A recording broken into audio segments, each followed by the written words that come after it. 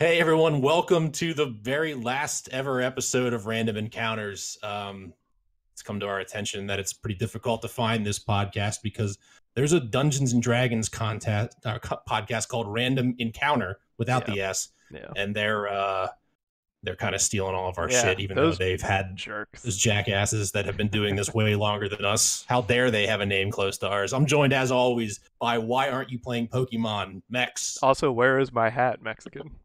Oh my god, I didn't even realize you're Yeah, hat free. I'm hatless right now. Big old cup of coffee, Steve. Hi. And He magically morphed from a stick figure into a still picture because we can't get his webcam figured out. Jeff, Hey, what's up? not going too on? much. All right, what are we doing today? I'm entering week 2 of my hairdresser moved to South Carolina, and I haven't found a replacement yet, and it's starting to get crazy over here. So bear with me if I do a lot of head touching. It's because I keep catching this little whoop in the corner of my screen, and I'm trying to put it down. It looks like you're doing the same thing. This is the first. Well, I'm is this doing the first I'm hair doing the same. reveal. Yeah, since Sarah cut my God. hair. Here's the thing: like they've been clamoring for this. How are I you know. doing this for free on the podcast I don't know. right now? I don't know. This should have been a Patreon tier. To just see my hair out of the hat that I've been wearing for like 3 weeks straight. Yeah, Know it. whatever. All right, so another week's over. What have we been playing this week, Jeff? Let's start with you. I've been playing Tales of Vesperia Definitive on the Switch, and also a little Luigi's Mansion on the 3DS. Luigi's Mansion. That's the remake of the first one, right? Not so much a remake as more of a scaling down into a handheld, but Gotcha. Isn't that the game where you go around the mansion with the flashlight and you like scare the ghosts out? yeah, and the only thing keeping it from being a great game is Nintendo getting in their own way with terrible controls. I've watched people speedrun those games on like the Games Done Quick, and it looks pretty goofy. It's a fun little game, but it's just like you use the C stick, which is just like a pencil eraser to move the flashlight around. Yeah. It's just an absolute nightmare if you're not already looking at the ghost. Yeah. So I'm guessing you're excited for the third installment of that game that they announced a couple months back? Yes and no. This is more of homework for when the third game comes out, because Gotcha. it's been out for what, 15 years now, and I'm just Something finally like getting that. around to it. Oh, you never played it before. Well, enjoy. It is it's one of those games that I think is underappreciated because of, everyone expected the GameCube to launch with a big grand Mario game, and we got Luigi vacuuming up ghosts, so it never really got a fair shakedown. Steve. Nah, I wouldn't. No. Good. You might as well keep talking. I haven't played shit. It's been like a week. I think I played a grand total of like 2.5 hours of like XCOM 2. What about like Keyforge or Magic at Work? Like, have you got any of that in? Jeff came over when we had a meeting, and we played a single game of Keyforge, which I still think we're doing really well with our 2 random decks because the games keep turning out to be like really close and really interesting. Yeah. Which is sort of the nature of that game, is that a testament to Keyforge. Well, yeah, every single deck is basically limited, so you're going to get really good and really bad matchups, and I wasn't sure what it was going to be like because the 2 of our decks play really well against each other, really close, and then I played 2 of Ryan's decks, one against Phil, and we had probably the most awful game I could imagine. It ran for like 50 minutes. All we were doing was blowing up each other's creatures and continuously stunning them, so just nobody was doing anything. It was really fucking boring, and if that was my first ever game at Keyforge, I probably wouldn't come back. So I told Ryan, I was like, burn one of these decks so they can never play against each other again. But since our games tend to be pretty tight, then that's pretty good. I still have 2 unopened decks, but no, haven't played anything. I haven't had time to do anything at all except work, deal with work stuff, and come home and maybe enjoy a glass of wine and then go back to work and do home stuff, and then go to work and do home. You sound like an old person. Max, well, everybody knows. I just went grocery shopping, by the way, and I saw a big bag of chips that was only $4. I'm like, ooh, this is a really good deal. And I'm like, yeah, I'm definitely getting older if I think a big bag of chips for $4 is a good deal. Welcome to 10 years ago. But yeah, obviously, all know what you've been playing. Obviously, I've been playing Pokemon and a lot of Pokemon, so I don't think there's really much to talk about there. Other than anybody that might be in chat, which I don't think we have anybody here, but they all know that you've managed to get through most of your resets through Legendary Birds. Yep. Got your Mewtwo. Got the legendaries, got Mewtwo. Still working on my fossil resets, which are full odds, so it's a very, very low chance. So yeah, that's probably going to take a while. So you're entering like week 3 here of full-time streaming, and stuff's starting to get a little weird. What's the Discord command? Hashtag or pound Discord? Exclamation point Discord. All right, yeah, exclamation point Discord. If you want to see some interesting memes that involve his face, please go ahead and check it out. They're pretty horrifying, and what does it feel like to get memed? It's really weird. Has it sunk in yet? Like, why do people like want to do this? A, like, why are they paying attention to me?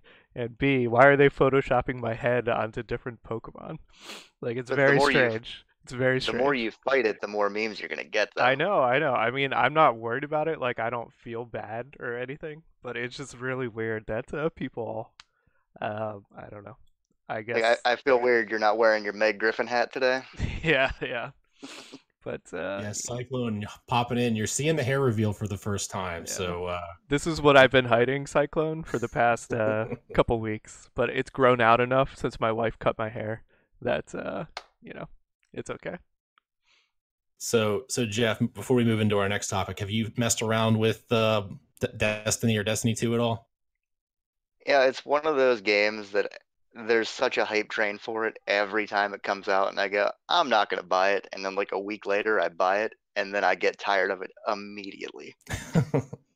Well, they might be doing something about it because Bungie is splitting up from Activision, who has published both Destiny 1 and Destiny 2. And Bungie's taken Destiny along with them. So it'll be interesting to see what happens. Did you enjoy the Halo games, Jeff? I did. It would be interesting to see if they end up getting back together with Microsoft a little bit, even in like in a consulting role for the next Halo.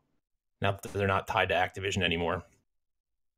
But what I heard, like everybody at Bungie was super pumped that they were getting out from under Activision, so that's always a good sign.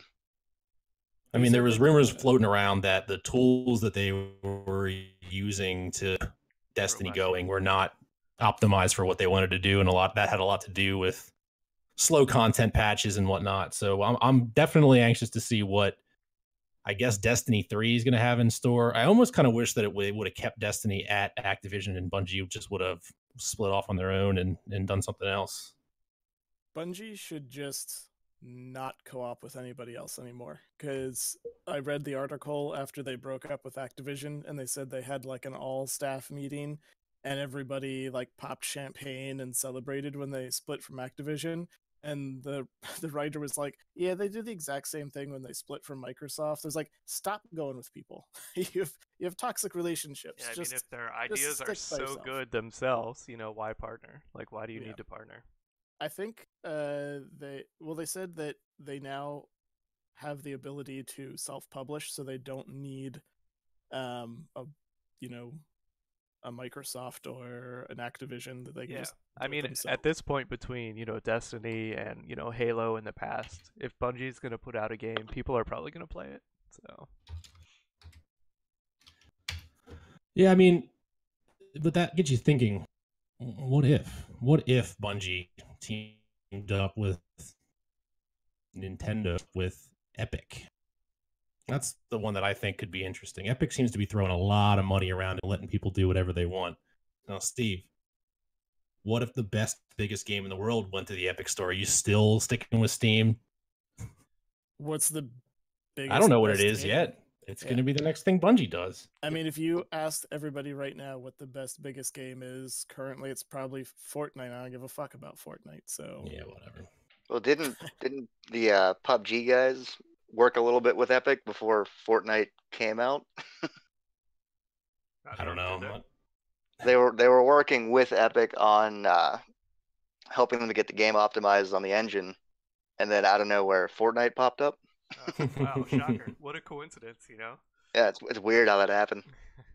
Well, the original game, which I don't even know if it's still being worked on, I think they may have just abandoned it because it was supposed to be like a really weird, like not tower defense, but like you have to last waves of enemies and build stuff and just sort of like hold out a portal or something like that.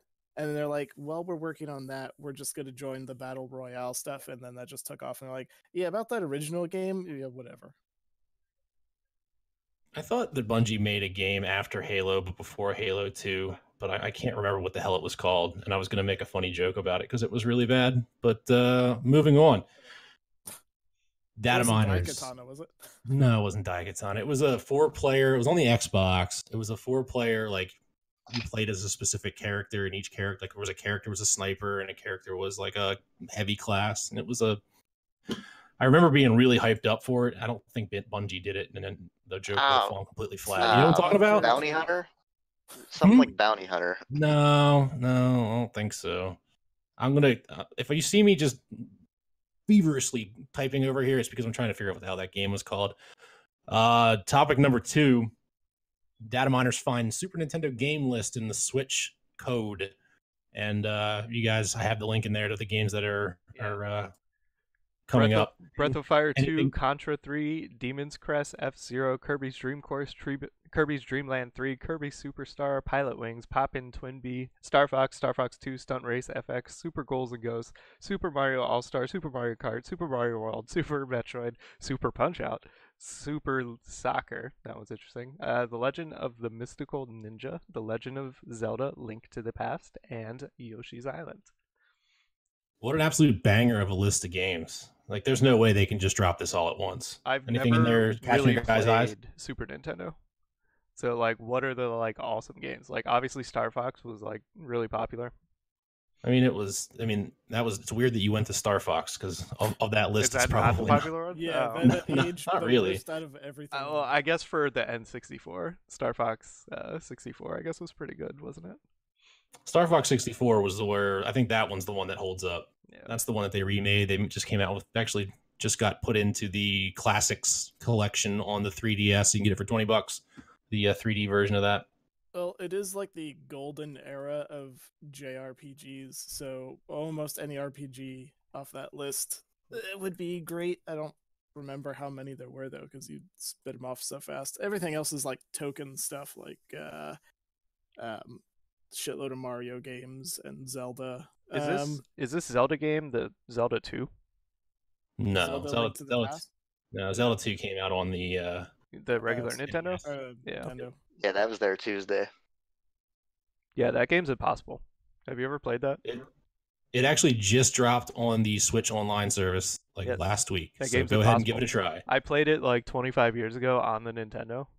It was fucking impossible. Like, I could not, it's not really all that fair. That's a game that you need the Nintendo power to beat.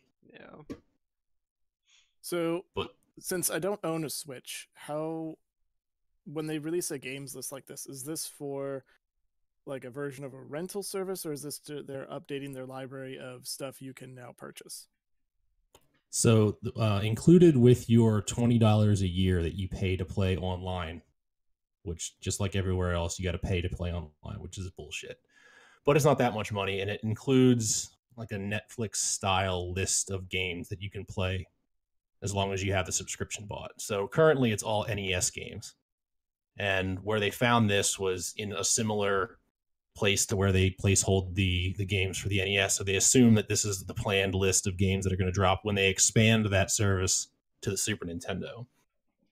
What's not in this is that they also found 2 other emulators buried in there too. They found the NES emulator, they found the Super Nintendo emulator. They also found 2 unlabeled ones, which is getting everybody clamoring about Nintendo 64, Game Boy, maybe GameCube emulators potentially come into this. And if they can manage to keep this a $20 service and keep adding to it, this might be one of the better values in video gaming. It's going to be a Jaguar emulator. I'm calling I it. I don't think it's staying at $20 next year. No, That's what I'm worried I think about. it's just going to be an attached service. Like $20 gets you this, but if you do like the 30, 35, 40, you can have X many other console. Wow, I think that access. your numbers are getting too big, but I could see them potentially saying $20. Are you talking about a year? That number's still fine. But yeah, it's a whole year. Yeah, if I could definitely see that. You know, seeing that the Nintendo games, the NES games come with the base service, and then you got to pay extra money for each additional one. Anything else on here catching your guys' eyes? Well, you're forgetting though that they're adding online multiplayer to these, so you would potentially be able to play Super Nintendo Mario Kart online. With all those Mode 7 glory. All the Mode 7 glory. Do you think you could play Punch Out with another person instead of playing the computer? I think that would be fun. That sounds like a very Nintendo idea. Yeah. But we could do that. They should just release a game where you use the Wiimotes and maybe call it boxing. Is there a honestly, I got excited when I first saw this list, and then I thought to myself, I've played these on emulators for decades. God, yeah. Oh yeah. Is it being on the go really going to be that big of a draw to me? Probably not. I mean, no, and if I had to pay extra for it, I probably wouldn't. But that's why if they keep it low enough, like if it's $20 a year gets you the base service in the Nintendo games, and then $40 a year gets you Super Nintendo games, and let's say for the sake of argument, Nintendo 64 games, I'm gonna pay that $40. Well, are you downloading these games or are you streaming them? Yeah, you're downloading. So them. You can keep them forever. No, don't quote me. I think it's 4 days. The Nintendo Online service pings out to the server and checks your registration with the service and makes sure, all right, you're still paying. You can keep playing them. I think it's 7 days. Is it 7 days? I don't think they're going to get to GameCube in this. I think N64 is your cap. Because you got to remember, you're downloading all these games to your system, whether you play them or not. And if you get a couple GameCube games on there, that's going to eat up a micro SD card real fast. Yeah, no, I can definitely see that. They'd have to change the way that they, you'd have to download them on kind of when you want to play them type deal instead of having them all come in all at once. I also agree with you in the fact that GameCube is probably not going to happen because they can still make money off releasing those at $40. Price with an HD they came in, remake. polished them up just a little bit and remade them. Yeah, they could make a lot of money off those yet. The hardest thing I had to do this week was not pay for the new Super Mario Brothers U that I already own on the Wii U. I've almost bought it like 4 or 5 times, but I know I can wait. I don't know if this is. I might be the only person like this. I don't like those games. I did not like it when. So I bought a Wii U. I think I've told the story on the stream before, but I bought a Wii U because I thought they were rare. So it was like the first week that the Wii U was out, and I went to the store and I went to Walmart in State College, and there was one just sitting at Walmart, and I'm like, oh my god, what the hell, man? They must have gotten a shipment in. I grabbed it and took it home, and I was like, oh man, this thing kind of sucks. And I got signed up for what's the rental service that mails them to you? GameFly. I got Mario and played that for about 45 seconds and hated it, and I have never gone back. I don't know if it's the way it looks or the way it feels. Just something about the new Super Mario Brothers. I just don't like it.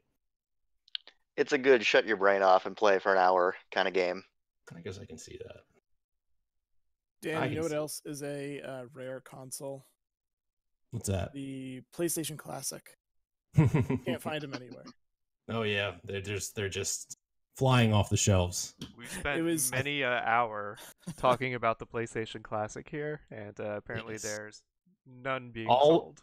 The crazy thing is, all of our best content, and like our numbers are not high. Don't get the idea, but our numbers are 20 times what they are on a normal weekly podcast for when we used to do our arguments and stuff about the PlayStation Classic. So the hype level for this was out of control. And for this to epically fail as bad as it did is just hilarious. It's just a wet fart. And I was at Target and they had a display case that had a bunch of the PlayStation shit in it, and all of it was sold out except for the entire like bottom row was stacked with like as tightly as they could all the PlayStation classics that they couldn't get rid of. And Target hasn't marked theirs down to meet everybody else online, so they were all still selling for 100 instead of what it's like 60 now. They shaved. I've seen him as low as 49.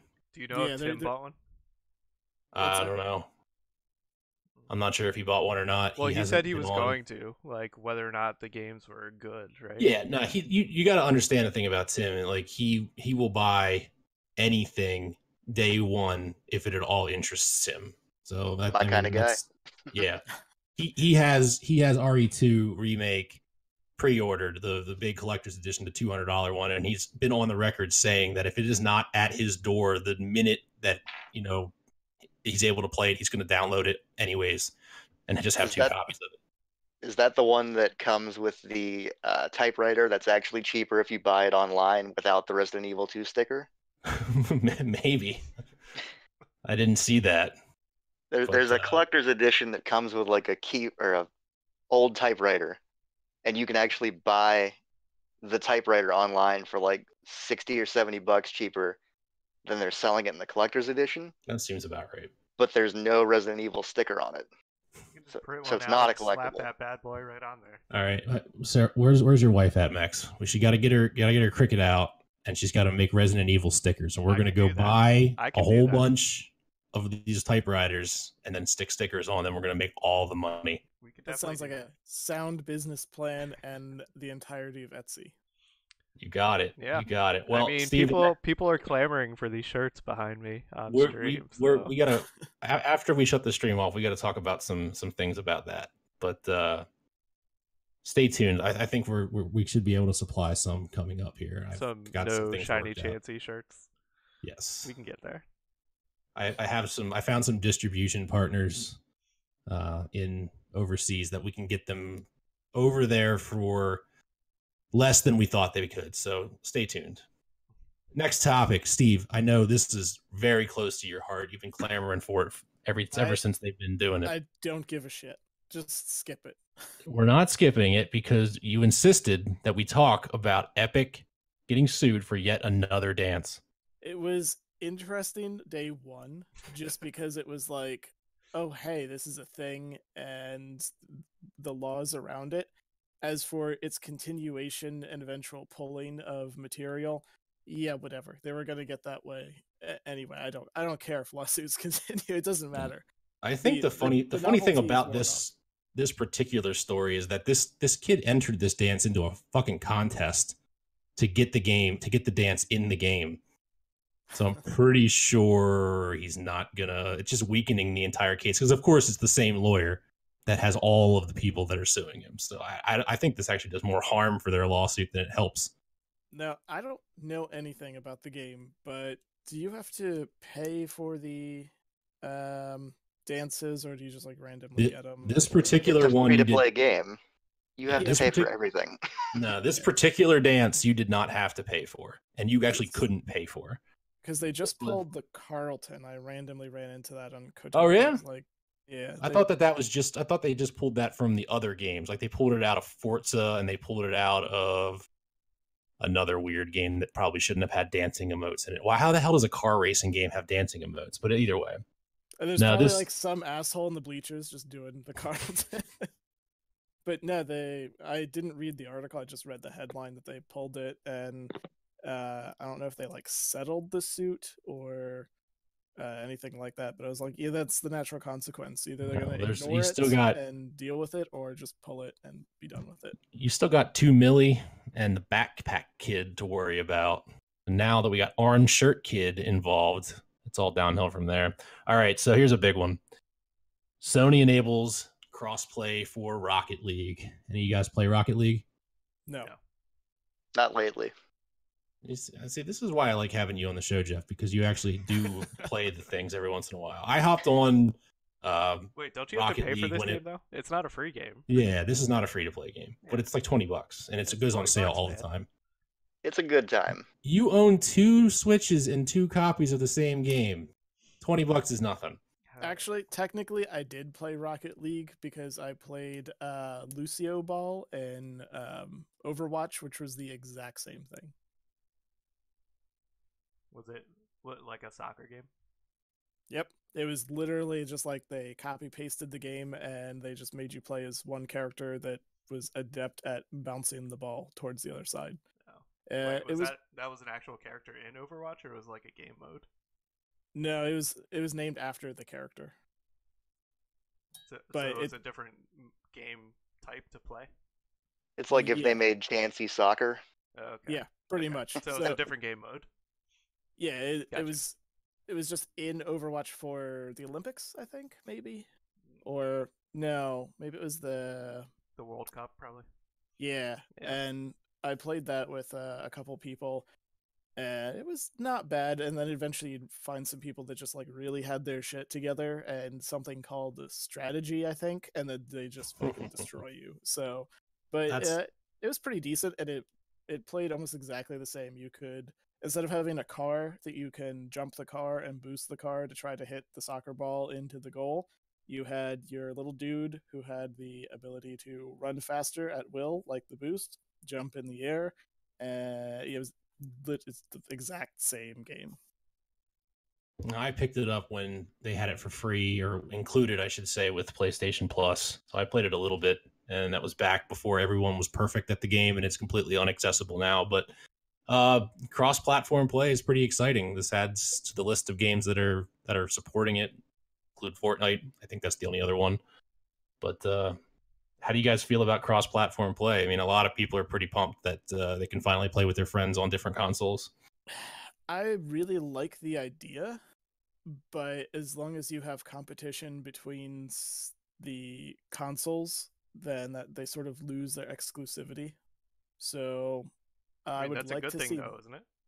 It is. I would like to see more of it, but I think some of the consoles are very tight about that, and especially like Nintendo, you're gonna see them coming in very last if it becomes a trend, because they even connecting their shit to the internet took forever. Like I have my Nintendo DS upstairs.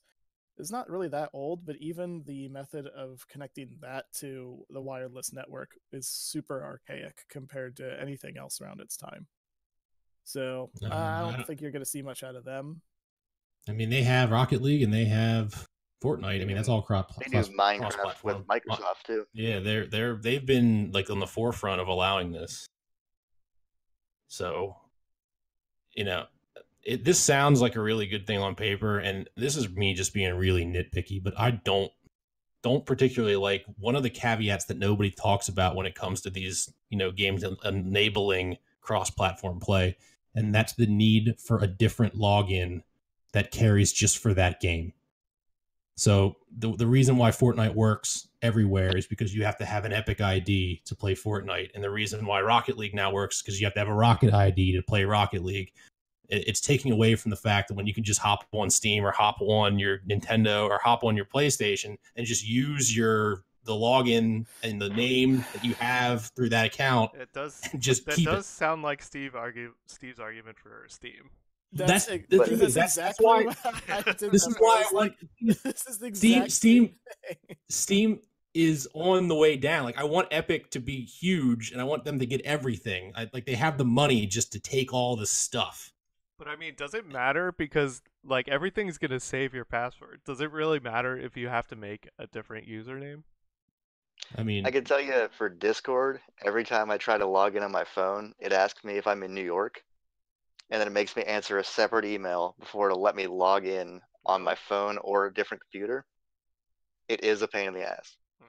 But the upside to this is if you're playing with more consoles, your games are going to have more longevity. You're going to be able to have a pool of players readily available to play 6 months, 8 months, 9 months down the line, whereas a game might die off on a certain system. No, I'm 100% with you there. Like that's just my nitpicking isn't just me doing that, just that nitpicking. It is cross-platform play for smaller games is very important. You can keep there's stuff that dies, because they can only keep 1,000 people on each console. But if all 4,000 of those people were playing together, it might stay alive longer, and the people that are enjoying that game could enjoy it for longer. So I mean, I'm definitely a big fan of cross-platform play and cross-platform all the things, because Steve's right, competition does drive it, but the exclusives, the game exclusives, are never going to be cross-platform. Like you're not going to be playing God of War on your Nintendo anytime soon. I don't know. It kind of sounds like you and Steve actually agree on something for once. Yeah, for the first time. So speaking, it's 8:36 on January 16th. Steve and Dan agreed on something. Barely. I still think Epic is going to end up winning, and I think we're going to talk about that later. But speaking of Steam, I hope that if Epic does take over Steam's popularity, because Steam just doesn't ever react to it, then you get the evil genie wish where you get everything you want and every fucking game has to have a separate login, and I will sit here and laugh and never play Steam again. Well, the thing is, so Epic is allowing their cross-platform tools to be used by anybody who wants them for free. So I mean, that's kind of where I'm envisioning. Like, I think Epic's going to be able to drive this harder than Steam is, who's not doing anything like that. They're barely making video games anymore. No, so that we can wrap that up into the ending Steam thing, because there were some things I wanted to touch on, but I think our ultimate goal of what we want is similar, but the very end game is divergent. It's basically picking a winner in platform wise. I want the shiny new thing, and you want the old dusty, never been updated piece of shit. But I don't, and that's that. I think it's what's happening is necessary, but I think it's up to Steam to fix their lackadaisical nature, because they haven't done shit with Steam, but everybody's been complaining. But what did they have to gain by doing anything? Yeah, and now there's a competitor, and my hope is that the competitor does give them a couple black eyes. So I don't care if they take a couple really expensive exclusives and cost Steam money. I want Steam to react and be better and upgrade and fight back so that we have some healthy competition. But if all it does is that Steam turns into a dinosaur and dies and Epic becomes the new thing, it's just gonna fucking happen to Epic too. So all that shiny new shit that you're gonna see that was Steam like 15 years ago is just gonna happen again. Yeah, just call me naive for thinking that a big corporation who's acting nice now is going to be able to act nice when there's no other competition. Do you remember Google's "Don't be evil"? Yeah. Catchphrase forever. Yeah, sure. Didn't work out too hot. All right. Well, we've been talking about Steam a lot, so let's move to the Steam's last enormous launch, Artifact. Have you guys played any Artifact? Nope. No, it comes.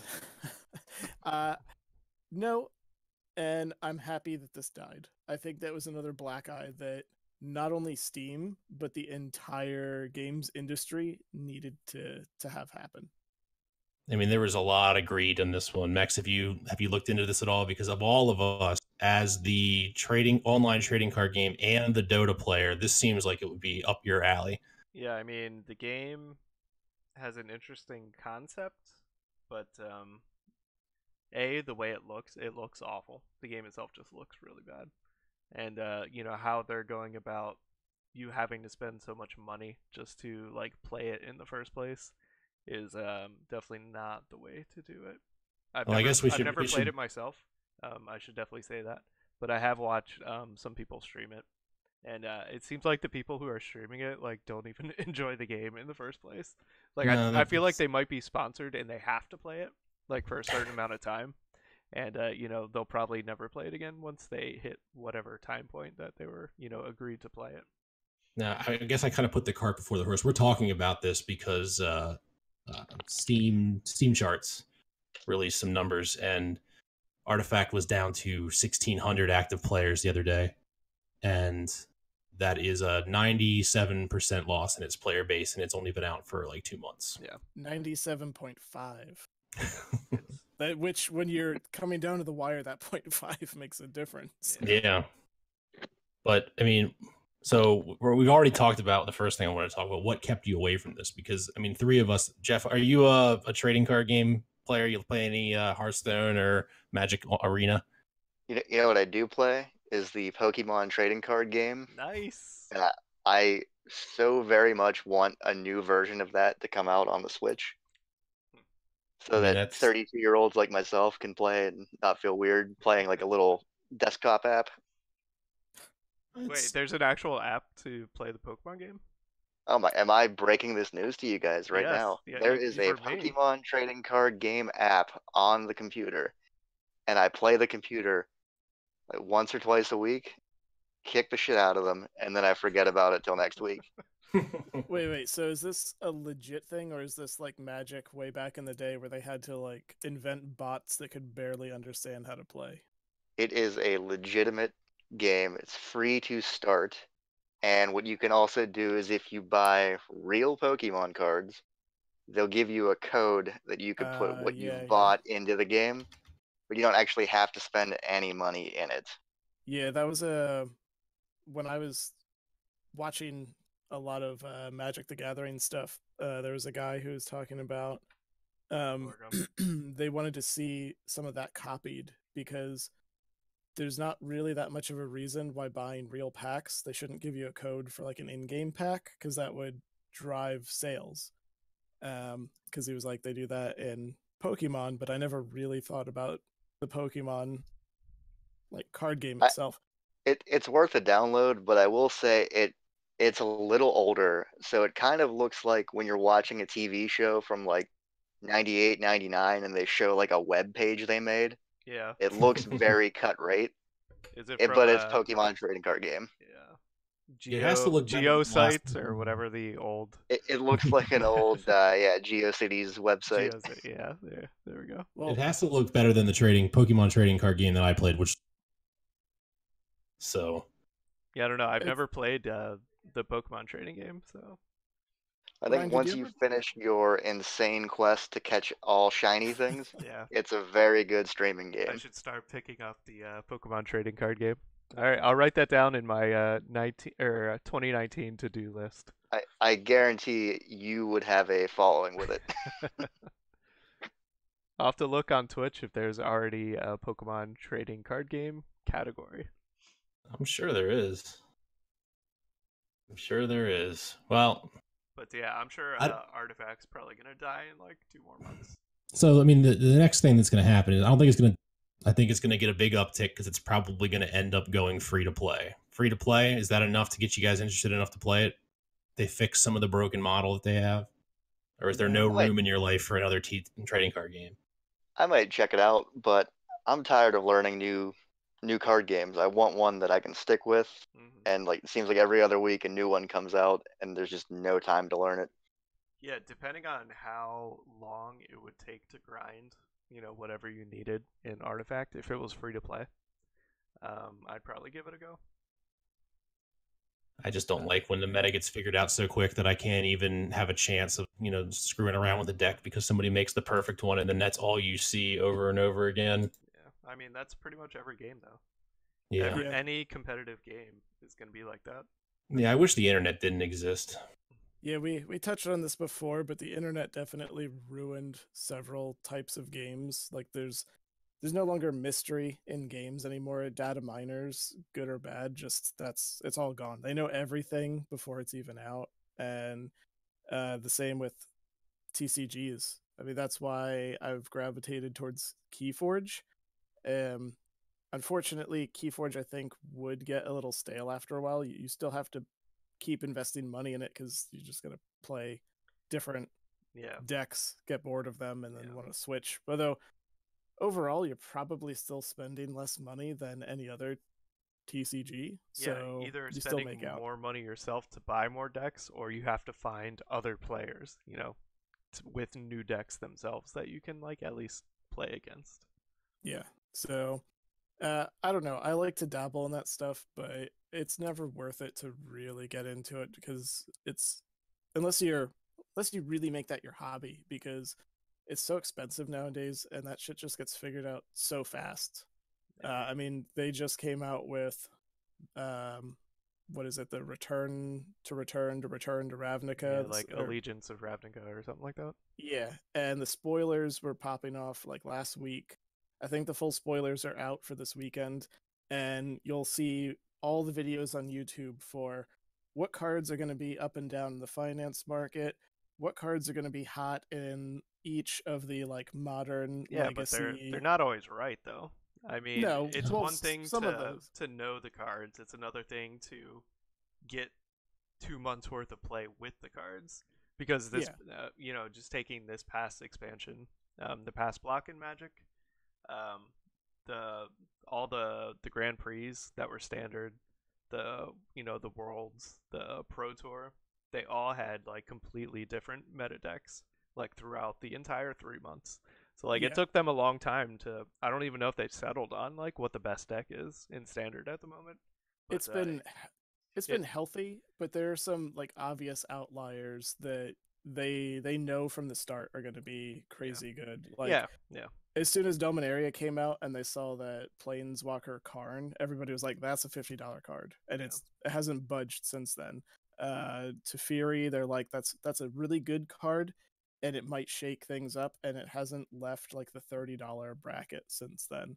So you can still peg stuff like that, and obviously cards will go up and down depending on what happens in the pro circuit and whatever else. But most of that stuff is still figured out within like a good week or two after launch. As soon as people get their hands on the cards and can mess around with them, they're like, "Oh no, we got it figured out."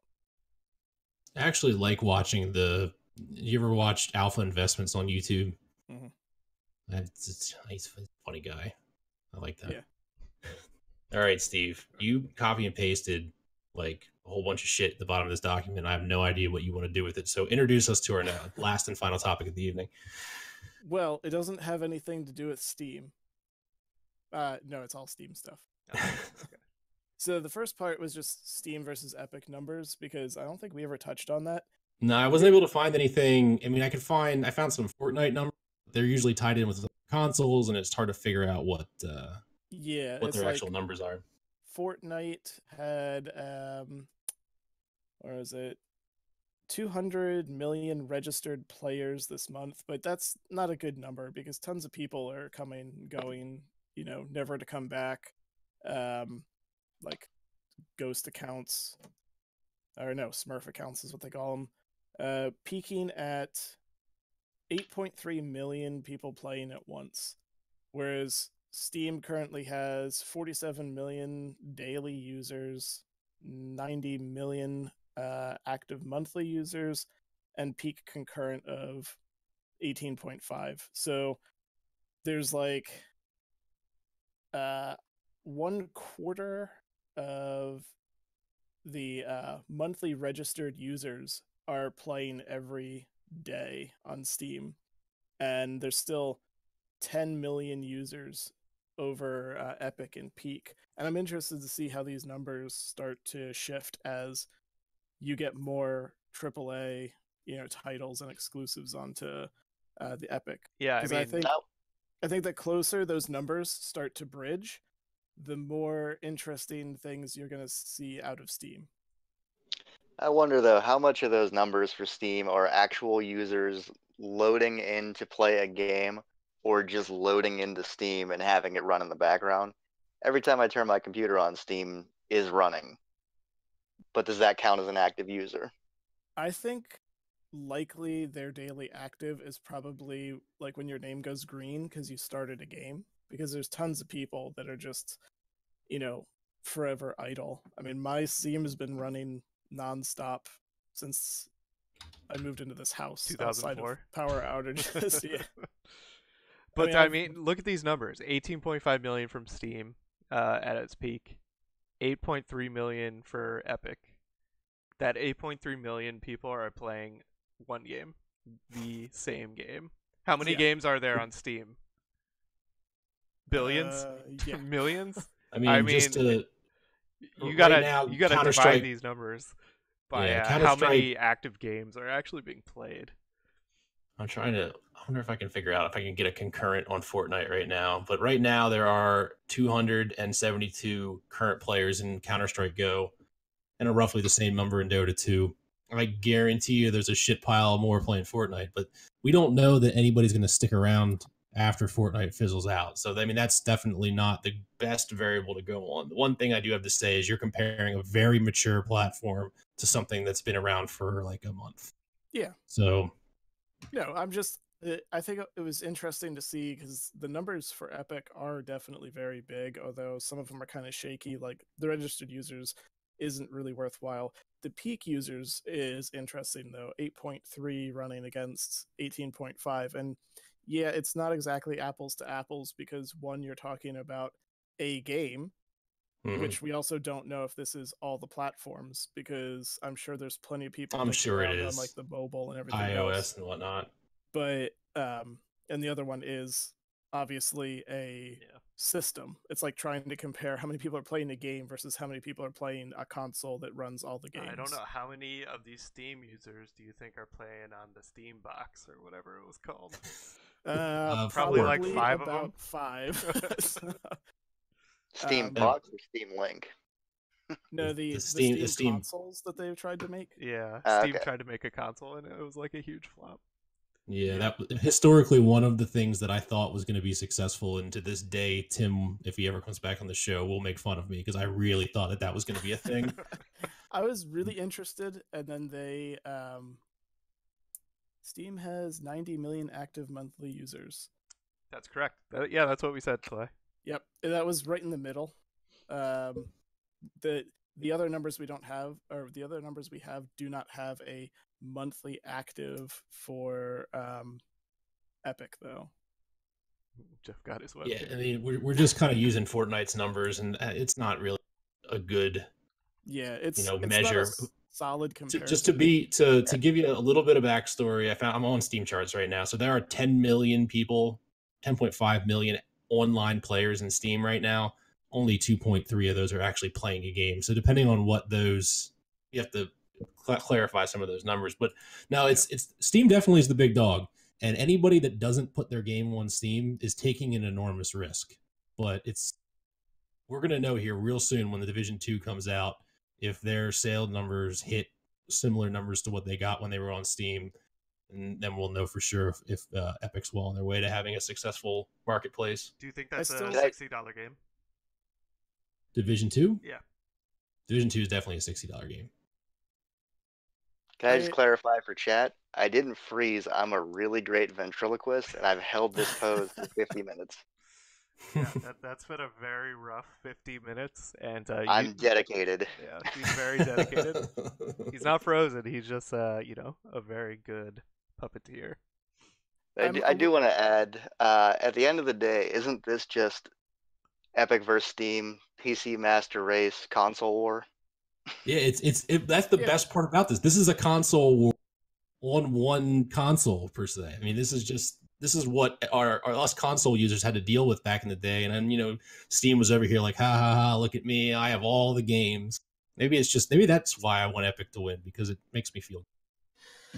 I don't think they ever had any real competitors. Like the EA Origin was maybe the strongest out the gate because they have the problem with that is, where else are you gonna play Sim Hospital? Yeah. That was, EA Origin never really tried to go out there and attract like an Ubisoft to put their game on their store. They wanted their own backyard, but they wanted it so that they didn't have to pay Steam 30% of their money to do stuff that they could do on their own. But really, if EA did that, their whole method of operation is to buy a company, then shut them down, so they wouldn't have much of a storefront. Oh yeah. Yeah, RIP Visceral, RIP Maxis, everybody, RIP everybody that ever made a game for EA. But hey, you can buy FIFA loot boxes, so it's not all bad.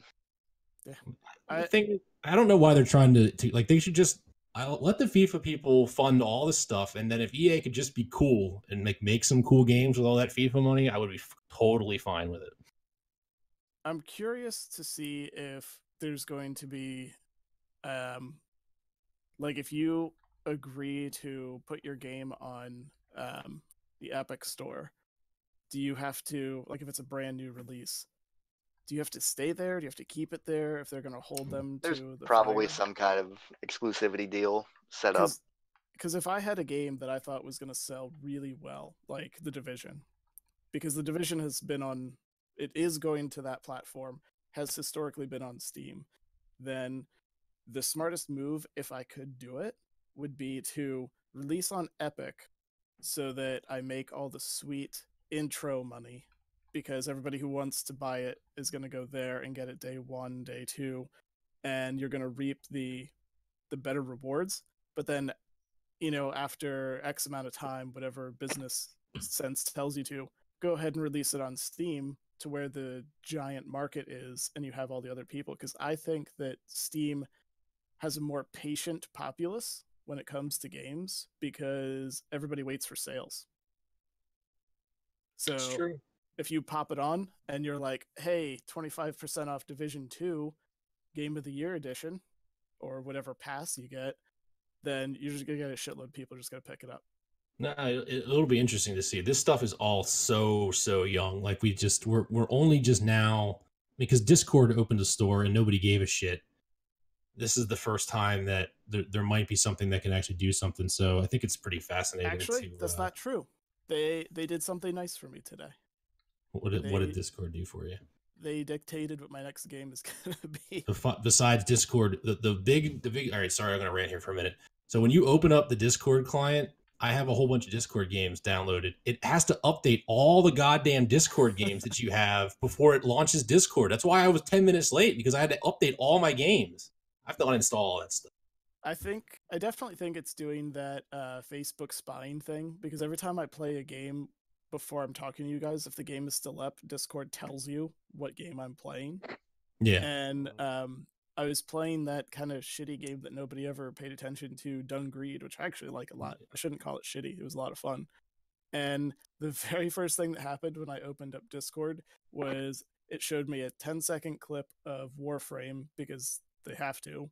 And then it flipped right over to, hey, Dung Greed has new patch notes. And I'm like, there's no one on this earth that you're going to tell that Dung Greed had new patch notes, except for people who were actively playing it. Well, that would just be you. Yeah. But now you know. Oh yeah, and I'm gonna go play it, because apparently the guys have patch notes. Yeah, since I stopped playing that for a little bit, there's been an update like every 6 days for the past month. So there's a ton of new stuff, and I'm like, that game was a lot of fun. I'm gonna go back and play it. Yeah, that's actually what I liked about Slay the Spire, because they put out a new update like every single week, like just to make certain parts of the games easier or harder, depending on, I guess, how the players. Are you going back to that? That's 1.0 now, I think. That came out of early access. I don't know. I haven't gone back to it recently, but and they also enabled the modding, the Steam mod community too. There's all kinds of crazy shit you can do in that game now. Yeah, you should go check it out. I mean, I got stuck because I don't know. I guess I'm not playing the game correctly, so I kind of got stuck on the levels that I'm at. All right, Steve. What else do you got down here? Because there's a bunch of other stuff copy and pasted. Is there any ideas? Yeah, the last one was something that kind of fed into the competition, because Valve apparently did like a year in review and a future cast for 2019. So it's like the early version of what their competitive, edge is going to be towards Epic. And I sort of color coded the stuff, and I had to redo it for my level of interest, but they did have some pretty interesting points. Basically, they highlighted like 8 changes that they plan to do this year. They wanted to do an algorithmic recommendation overhaul, which I don't know. I would like to see a better curated Steam storefront, but I don't think we're ever going to get it. I think 10 years ago was when it was at its best, where you basically released a game if you could get on Steam, and the cream of the crop always sort of made it to the top. And I used to buy games off of like, they just had a little slider with 10 games on it, and it was always whatever AAA games bought their way onto it, and maybe a handful of indies that were so popular that they broke onto like the top 10. And even though it was highly restrictive, all those games were going to be, for the most part, quality. And I used to buy games all the time off there. And then when people complained that they couldn't get onto such a restrictive market, they were like, all right, we're going to open the floodgates. And now everybody can put everything, and they've never recovered. It's been just a wasteland of shitty games, and it's so hard to find anything. And the new algorithms that keep putting out just scan my library and what I've been playing recently, and they throw anything that has related tags in my face, and I don't want to play any of it. And I'm like, all this shit sucks, and it's so hard to find anything worthwhile to play. I think that's what people are turning to Twitch for nowadays, and turning to, influencers. Yeah. That's where the thumbs up Max thinks he's an influencer. Yeah, I'm very you probably sold a look couple. like I'm thumbs up and everything. I have tens of followers. Excuse me. Hey, you have more than tens. Well, tens You have could hundreds. be any number, but still. You have hundreds. Tens of people watch me every day. You got to start telling some of those tens of people to tune in on Wednesday nights, or else your viewer number average is going to take a huge hit every time we do this. Well, I think it averages the time too. So if it's only an hour, it's not that big a deal. But Gotcha. he's slumming it here on this chat though. But like if Yeah. he's doing a Pokemon stream, he'd have like 12s of people in there. I was waiting for the bus the other day, and I opened up Twitch just to go to this channel. Yeah. And you were streaming Pokemon at like 4:40 in the afternoon. Yeah. I was streaming till like 5:30 today. The bad days are when I'm streaming at like 10 in the morning when I should be at work. I don't know how you do it, because when I was testing out this new microphone that doesn't work, I threw up some Pinball FX on the Switch. I was trying it out with my microphone and the camera, and I forgot to talk. I said like maybe 6 things. I don't know how you just sit there. It happens to play a yourself. game that you can be completely stationary in for most of the time. I was actually talking about this today. Like, if I was playing Dota 2 or like Counter-Strike, like there's no way I'd be able to interact with chat. Because people were like, yeah, we want the channel to grow, because it'd be really cool if there were, tons of people talking and tons of followers. But then it would be like literally impossible for me to have a conversation with like anybody in the chat. So I mean, it's kind of like a two-pronged sword, I guess. They want you to grow to like 80 people and then no more. Yeah. And they want you to start banning people as they come in. Well, that's what the mods are like. They're just like, oh, we'll time out anybody. We'll time out everyone who's not like originally here. I'm like, yeah, whatever. I don't really care. Toss on the old subscriber only chat. Yeah, and yeah. start making the real money. Yeah. There'd be Right. There'd be all of 20 people that could. There'd be tens of them in the chat. Tens of them. Well, I think this is a pretty good stopping point. I'm going to, just close us out and then just keep us on stream. We can talk about some other nonsense here. So thanks for watching, everybody. Every Wednesday here on twitch.tv/Game Night Now. We get together, talk about games. If you liked what you heard and you want to check out our back archive, it's all over on YouTube. It's also available on all of your podcast services you want. And it's not going to be called Random Encounters next week because you can't find it, and our numbers are really low. So we're going to think of a new name and hopefully get one here in the next couple of minutes after we end this stream. So for Mex and Steve and Jeff, thanks for watching.